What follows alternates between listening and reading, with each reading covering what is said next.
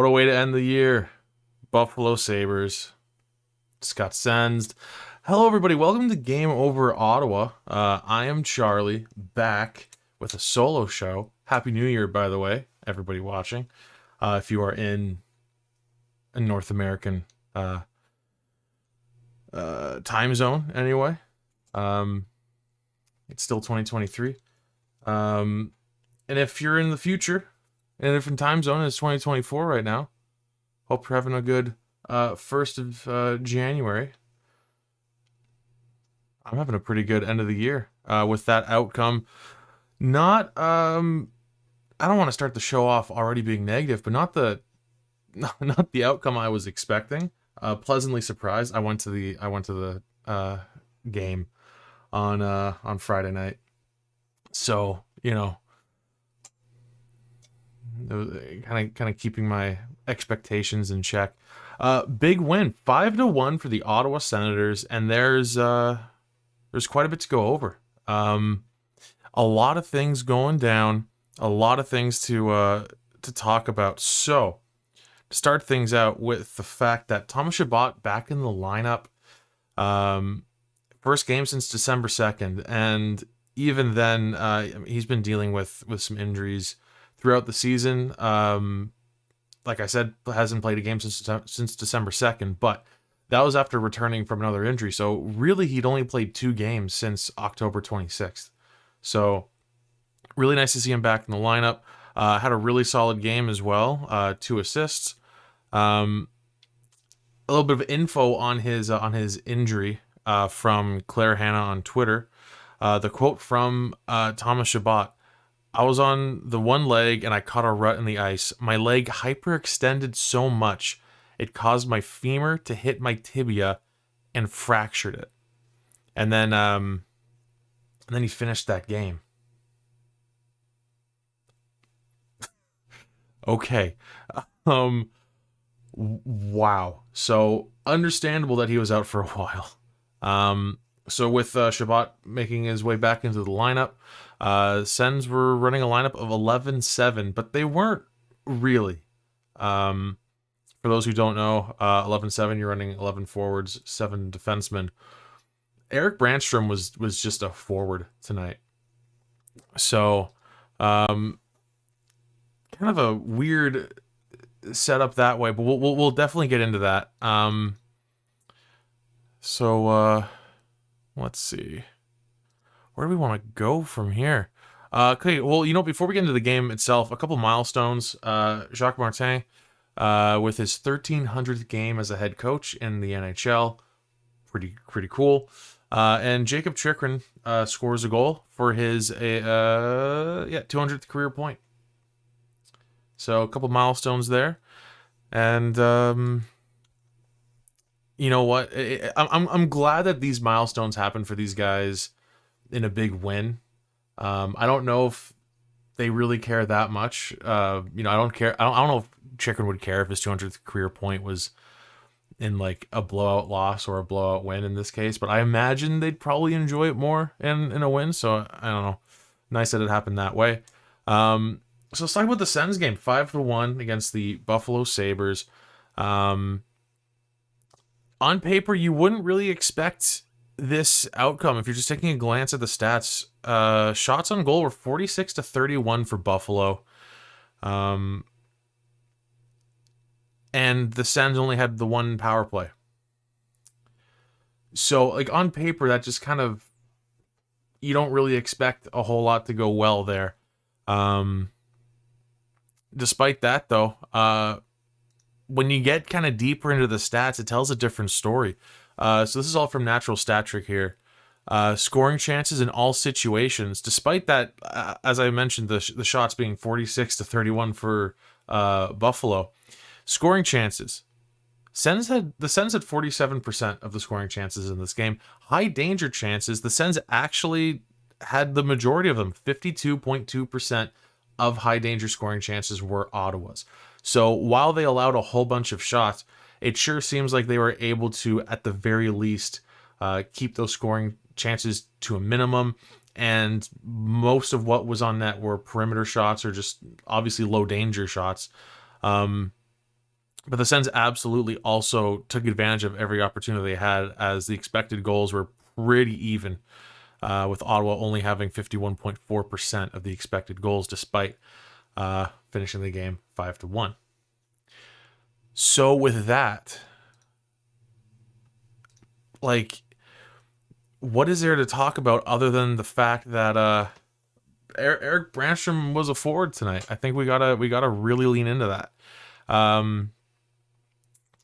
So okay, I'm gonna start with how I felt about that to begin the game, and then we'll slowly switch over to how I feel about it now after it's happened. So to begin the game, I thought this is gonna be a bad take. Maybe we'll see. I kind of hated it, to be honest. The Sens already struggle with having so few defensemen that I feel not even confident, just comfortable with defending in their own zone. And Branstrom is one of the guys that I do feel all right about when he's in the D zone. So you move him up to forward, and then you're gonna have someone like Hamnick getting way more defensive zone starts, and just like, I don't know. Forward depth has been an issue on this team, but I don't think that Eric Branstrom should be the attempted fix for it. Um, that said, the fourth line scored 2 goals, and Branstrom looked really good. Like, he looked really good. So maybe I'm completely wrong. I going into this, I really, really believe that he holds more value as a defenseman than a fourth line forward. And I think I still believe that. But maybe he isn't a fourth line forward. Like, I'm not saying that I want to keep running Branstrom as a forward, but if you're going to do it, maybe test him out with some higher skill players. Like, Kastelik and McEwen both scored. McEwen scored a ridiculous goal. I can't believe he fired a bullet short side off of granted, he was given a lot of space. Buffalo had a really bad line change on that play, but like, blown away by that shot. And I don't know if that says more about McEwen or the rest of the team, that Zach McEwen has one of the nicer goals that I've seen this season from this team. But I don't know. I think Eric Branstrom as a forward could work. I still really like him as a defenseman. So we'll see how the team goes about doing stuff lineup wise. I don't know if they're going with that just I don't know, to fill in, because the roster's still kind of funky because Matthew Joseph is out, Chartier's out. I didn't do the math ahead of time to be like, all right, well, Chabot's in there running 11-7 because of cap issues. Could be the case. I didn't put enough thought into it to really come to a conclusion there. That said, yeah, running 11-7, but not really 11-7 when Branstrom was very clearly a forward all night. It worked out really, really well for this game. I don't know if I want to be messing around with that going forward, but if nothing else, it was a fun outcome. So that was nice, at least. Past that, going through this game pretty quickly here. It's I haven't done a solo show in a while. I'm usually not able to get through my points this quickly. Obviously, I'm doing a solo. I didn't even try to grab anyone for this episode. It's New Year's Eve.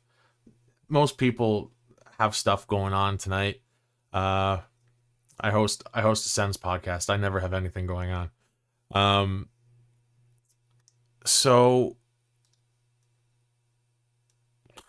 I don't know. Like, I do want to talk a little bit about hopes for 2024. We can kind of look at 2023 as a whole. Obviously, I mean, it goes without saying, disappointing. The back half of 2023 certainly more disappointing than the first bit as far as, back half of last season versus the beginning of this season. I mean, the back half of last season had its disappointment too, with, the team kind of falling apart. Sort of like mid-March, it kind of really fell apart. And this past off season was maybe not the best. So 2023 as a whole, not a whole lot of positives that I'd want to look back on. Certainly not too much that I'd be looking back on fondly. That said, I am still if you can believe it. I know I'm on the show and I'm usually complaining about something. I mean, how can you not as a Sens fan? And someone who has to talk about this team every other night. But I am still hopeful for 2024. I'm definitely more hopeful about the back half of 2024 being the beginning of next season. But I do think that, this is going to sound weird because I'm trying to sound hopeful with this, but this season is lost, right? Despite the fact that the Sens are now, only what, four games under 500 at this point. I can do math, right? They should be what now, 14 and 18? Is that right? Am I outing myself as someone who can't do basic addition right now? Yeah, 14-8. So they're four games under 500. I mean, okay, so let's run this hypothetical. The team's not going to win 4 straight, but say they get to 500, or I guess that would require 5 straight if you include tonight's win. Say they win another 4 in a row following this game, they get to 500, puts them at 36 points. They're even with 36 points right now, they're like well out of the playoff picture. They do have games in hand. Yeah. It's just you had to have been a pretty rough team to start the year when you are out of the playoff picture in like well before the end of December. Like let's be real, they've been out of it for a while now. So well before the end of December, with what, an average of 3-4 games in hand on just about everybody in the league, because the Sens are still playing catch up from playing so few games in November, despite the fact that they played 15 games this month. They're also playing 15 games in January.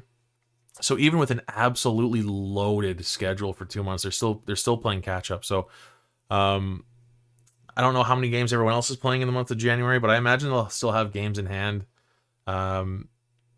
into February, maybe even March, depending on maybe they have an easier schedule in February. I haven't looked ahead that far yet. So all that to say, even with the games in hand, it's just kind of a lost cause, and has been for a while. So trying my best to look at the rest of this season with trying to change my perspective a little bit. What I want to do is kind of look at the rest of the season and just look at it as, okay, well, there's no hope for playoffs. Look at it as, all right, let's get these guys out of the bad habits that they've built under the former coaching staff. Because I was a bit too quick to be like, all right, well, this team is the same under Jacques Martin. Of course they're the same under Jacques Martin. The majority of this team, the core anyway, if you look at the core, majority of the core has only ever had DJ Smith as a head coach in the NHL. Brady had Guy Boucher's last season as head coach of the Sens. Thomas Chabot, obviously, as well. But, a lot of the rest of the young core have only ever played under DJ Smith. And playing under one coach for that many years, you're going to have created some habits. You're going to have parts of your game that it's going to take a long time, at least, double-digit games to sort of start playing it another way, implementing different systems.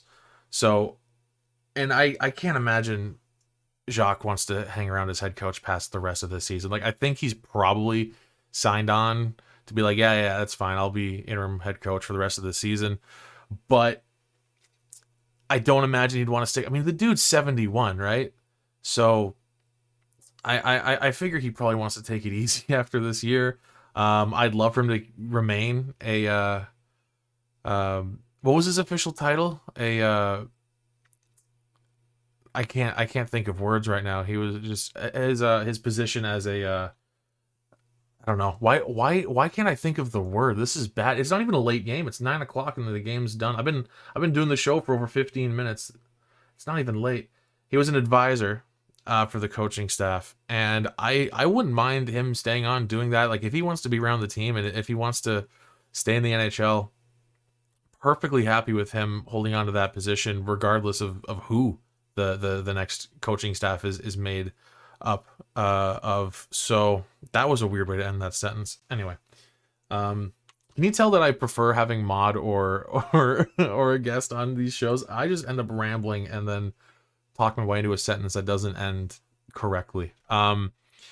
So I imagine there's going to be a lot of changes in the off season, and I really, really hope that the team is going to buy into whatever Jacques and Alfie have to tell them and have to teach them. And just so, there's at least like the rest of the season can at least be put towards having the young core, because this team is still very young. Have that young core sort of adjust their play style, and maybe they'll be better suited with another coach coming in the summer. So if you look at it in that way, the Sens have played, I'm not going to do the math, the Sens have played 32 games. They have 50 games remaining. This team can absolutely put together a new, I don't even know what you want to call it. Like they can spend the next 50 games fine tuning and just, I don't know. I don't want to just call it unlearning what DJ had taught them over the past 5 years, but it kind of is that. It kind of is what I'm hoping the rest of the season involves. It's low stakes, fun hockey, which I imagine, like, I think guys like Brady and Chabot for sure, and probably Stützle at this point, like, I think a lot of them are just kind of sick of the low stakes hockey. I think Brady especially, like, you can tell he wants to be in the playoffs so badly. So I'm sure the next 50 games are going to kind of be a slog for those guys, but like, some of the guys like Ridley Gregg or Norris finally being back after, being hurt for so long. Pinto coming back, ideally, as soon as he's eligible to, in the back half of January. You kind of look at these next 50 games and think, okay, well, it's a good chunk of time to learn. And then, I keep saying this as a Sens fan, they'll be ready for next season. I mean, they might be. We'll see. It's still strange that a team this good on paper has been struggling so much, but we'll see how it all goes in the future. But yeah, no, I think the rest of the season you can look at as like a pretty decent chunk of time to really. It sounds so mean when I say it, but just kind of forget everything that DJ implemented. Let's see. I guess we should talk about the big news from the team today as well, since we're more or less wrapped up talking about that game. Let me just pull up the tweet real quick, because I figure it'd be best that I read it out so I don't make any horrible mistakes. And yeah, I should have pulled this up before the show started. I realized that, but I'm only so good at my job,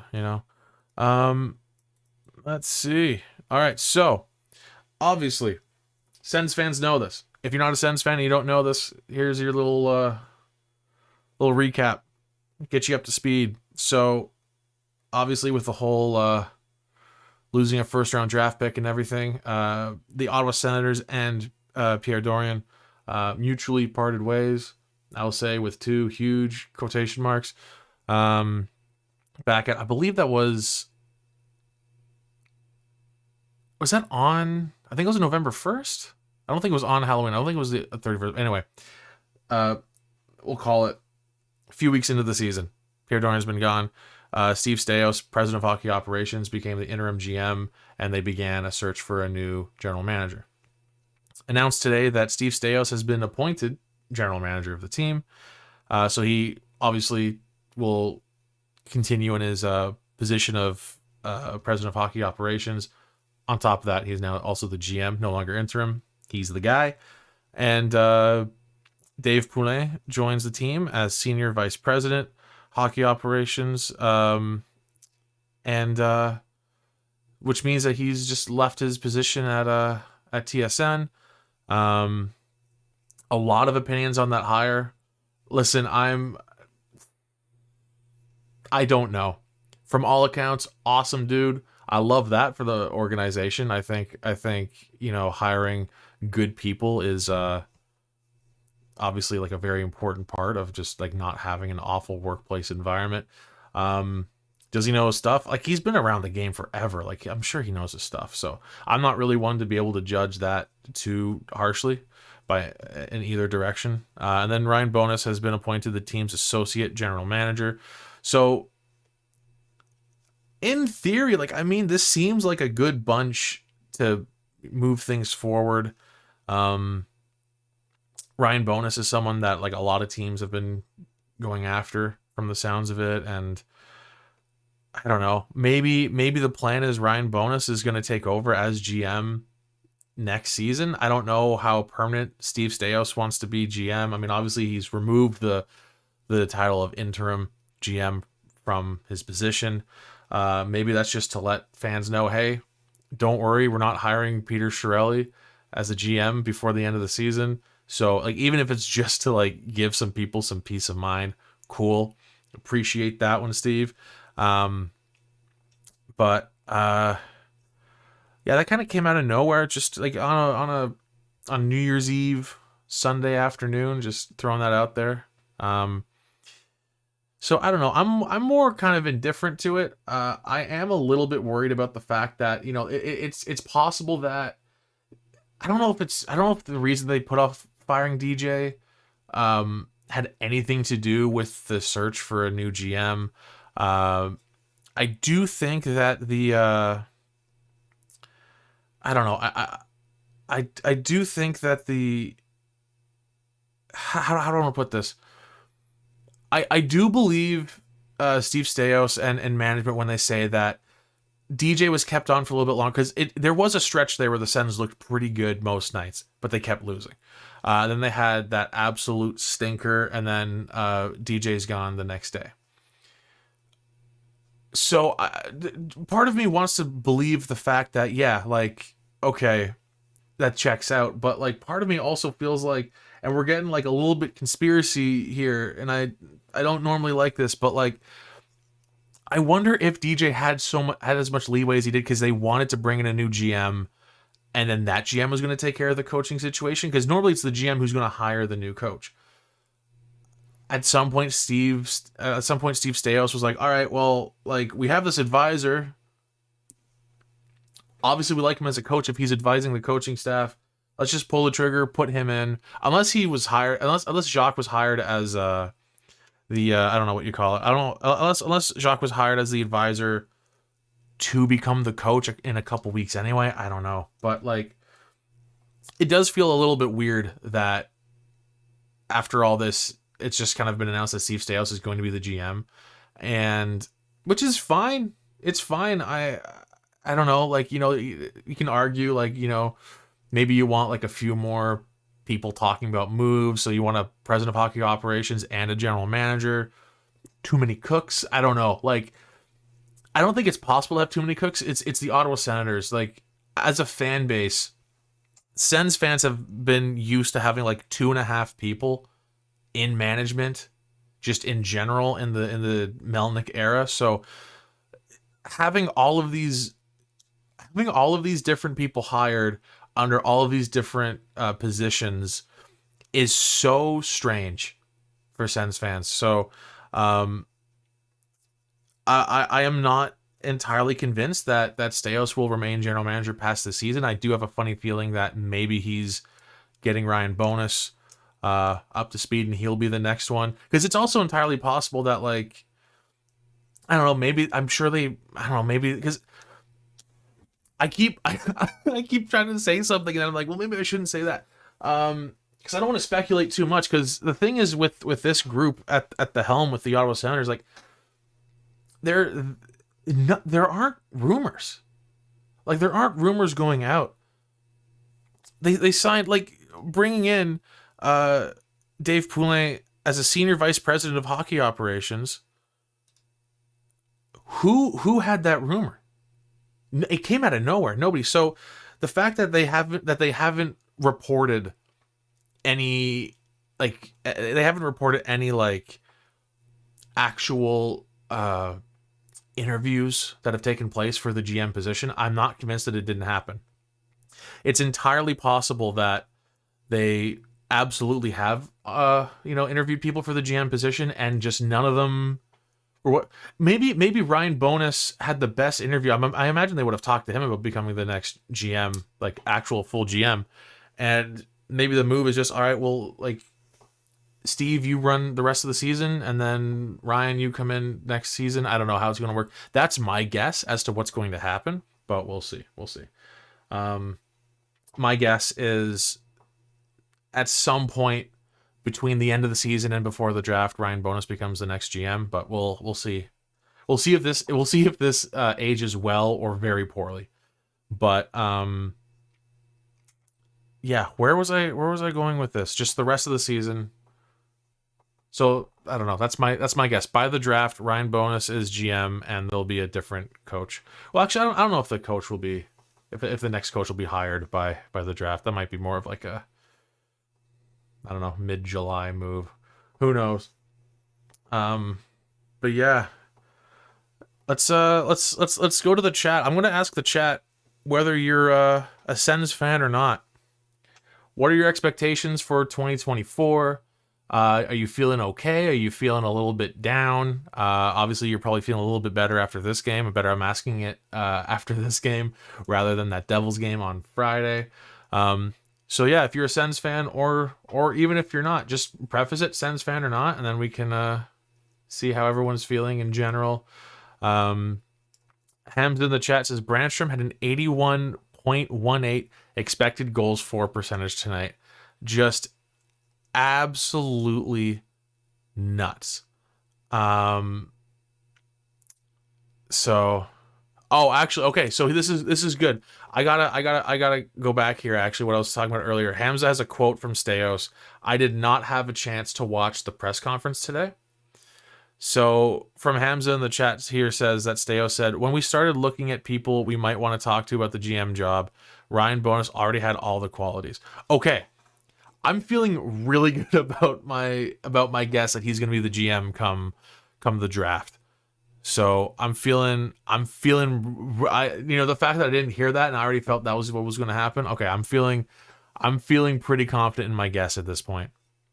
I'm feeling good about that. So yeah, I do think that I don't know if I put money on it, but I'm feeling pretty good about that guess from my end now. I'm feeling very confident. Yeah, I would like to see the team play more games like tonight. Yeah. I mean, I feel like that's a given. The power play going 1-for-1 was nice. And then other than that, I mean, the PK was 3-for-3. PK was huge. Just a really great game all around special teams wise for the Sens, which we haven't really seen much of at all this season. Even at like the higher points this season, it just never really worked all that great for an extended period of time. So I don't know. The PK's still been a nightmare most of the time. Alfie's power play has looked, maybe isn't converting on every single chance they get, but it has been looking better at the very least. So I don't know. Special teams look better. And I do this every time the Sens play really, really well. I come into the show and I don't want to be a downer. I don't want to say something like, okay, well, I'm only going to care about this if they play this well 3 games in a row and win all of them. But I also don't want to come in here and be like, all right, well, everything's fine because they played well for 1 game. There's a fine line in there, and I usually miss it, but I'm trying. From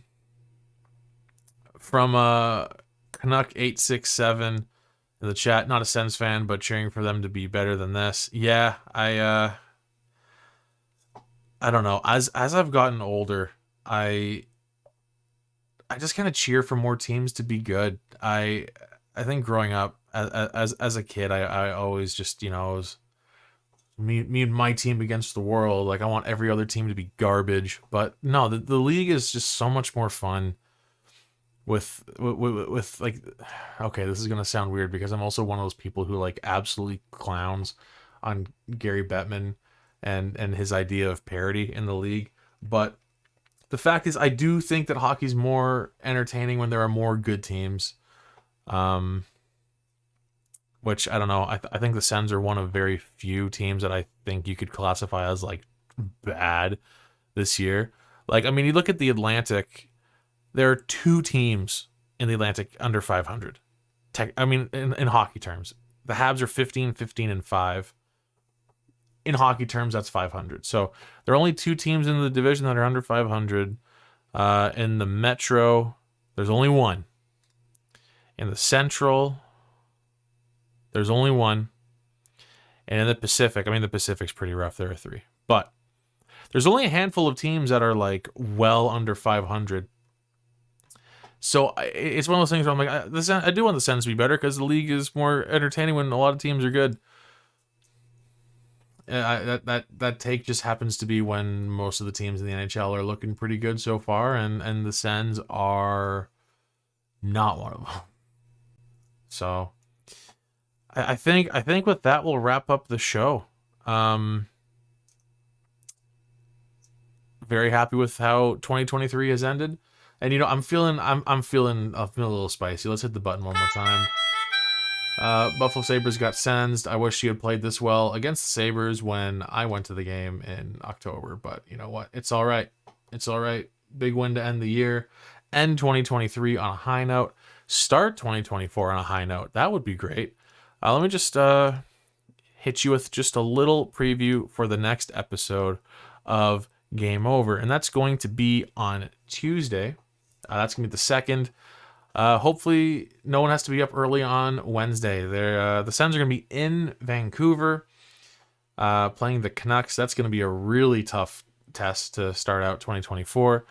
So it's going to be, so there won't be like Game Over Ottawa. It's going to be hosted because Vancouver's a home team. It'll be hosted in Vancouver. So if you're staying up looking for the episode that night, or if you're just going to watch it after the fact on YouTube or whatever, keep your eyes peeled for Game Over Vancouver on Tuesday night. The game's at 10 p.m. So if you're an Eastern time zone person like me and majority of Sens fans, that show's gonna probably start at about 12:30, 12:45 at night. So it's gonna be a late one. It's gonna be myself and Sam from Game Over Vancouver. It's gonna be an absolute blast. Another great episode of Game Over head to head. Gonna be a blast. So make sure to tune in for that one if you can stay up that late, and we'll see how that one goes. Happy New Year, everybody! Thanks for sticking with Game Over for 2023, and fingers crossed that it's just gonna get better. Both the Sens and this show. We're learning. The Sens are learning. Okay, here's my homework for myself. I'm gonna have an actual way of ending these episodes in 2024. Anyone who watches knows I ramble very, very badly towards the end of the show. I'm just kind of like leaving things way too open. I can't like firmly end the show. I'm gonna have a tagline for ending. I think I've said this before. I think I've already said this on the show previously, but this time 2024 is the year. Charlie's going to learn how to end the show. So make sure to like the stream. Subscribe to STPN. We are closing in on 100,000 subscribers. We are just a little bit away. I was really hoping that we could hit that by the end of the year. Just gonna miss it by a little bit. But yeah, please do subscribe. We are so close to 100,000. Thanks again for tuning in, everyone. Hope you all have a great New Year's Eve and Happy New Year. Hope you all also are in for a great 2024. And see you very, very late on Tuesday against the Canucks. Have a good night.